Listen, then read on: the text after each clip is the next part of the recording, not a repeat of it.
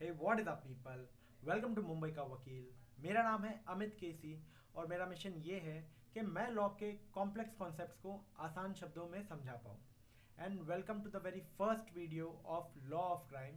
और इस वीडियो के अंदर हम लोग ये समझेंगे कि लॉ क्या होता है, क्राइम क्या होता है, क्राइम के एलिमेंट्स क्या होते हैं और उन एलिमेंट्स के एक्सेप्शंस क्या होते हैं। तो let's start with the very first thing, that is law.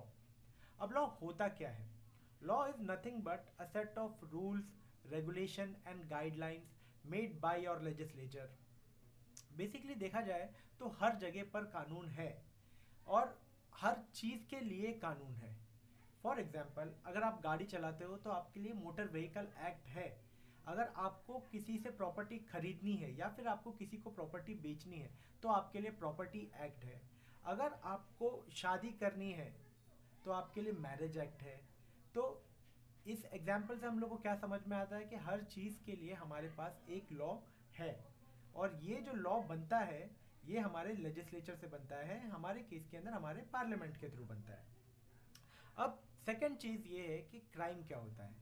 Crime, जब आप इन लॉ को ब्रेक करते हो तो उसको कंक्लूड किया जाता है क्राइम के अंदर कि आपने क्राइम किया है उस लॉ को ब्रेक करके। अब जब आप क्राइम करते हो तो क्राइम जो है वो पनिशेबल बाय लॉ होता है। और ये जो क्राइम होता है ये हमेशा सोसाइटी के अगेंस्ट होता है। फॉर एग्जाम्पल, अगर मैंने किसी भी टाइप का कोई क्राइम किया तो कोई और बंदा, और मैं अगर ऐसे ही छूट गया तो कोई और बंदा मेरे को देख के मोटिवेटेड हो जाता है और वो भी ये क्राइम कर सकता है। इसीलिए crime is always against the society and it is always punishable by law. अब क्राइम के अंदर भी कुछ एलिमेंट्स होते हैं। बेसिकली क्राइम के अंदर चार टाइप के एलिमेंट्स होते हैं। First, human body.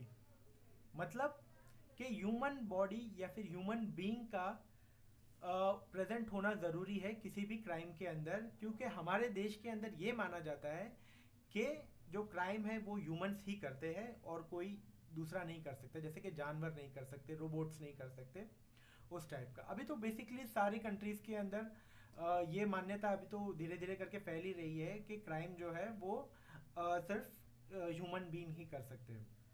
सेकंड जो मोस्ट इंपॉर्टेंट थिंग होती है क्राइम के एलिमेंट के अंदर, दैट इज मेंस रिया। अब मेंस रिया का मतलब होता है गिल्टी माइंड, या फिर आप इसको गिल्टी इंटेंशन भी बोल सकते हो। अब मैंने मेरे से कोई क्राइम हो रहा है तो मेरा दिमाग के अंदर उस क्राइम करने की चाहत होनी चाहिए, या फिर मेरे दिमाग के अंदर उस क्राइम करने का इंटेंशन होगा तो वो क्राइम कंक्लूड किया जाएगा। आप समझ रहे हो? तो human being and then guilty mind. अब गिल्टी माइंड होने से मतलब ये नहीं कि मैंने किसी क्राइम को अपने दिमाग के अंदर सोचा और मेरे माइंड के अंदर है कि मैं ये क्राइम करूंगा और उसके आगे मैं कुछ कर ही नहीं रहा तो वो क्राइम नहीं होता।